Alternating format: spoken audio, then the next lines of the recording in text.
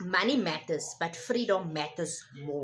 Just the other day, I realized that all the money in the world would have mattered if I was still stressed out, overwhelmed, and watching my husband burn himself out trying to make ends meet. So not too long ago, I thought the only way for me to help my overworked husband financially was to get myself a job, give up my stay-at-home mommy lifestyle, and get myself a job.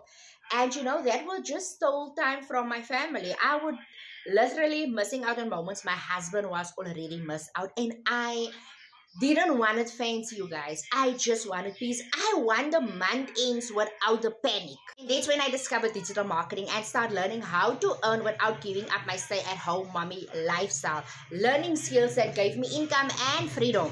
Because in the end of the day, peace of mind is the real paycheck. My friend, if you want to learn more about digital marketing, if you want to know how I went from stressed out, overwhelmed to start earning in dollars, put a word in my comments or just go to my bio and click the link.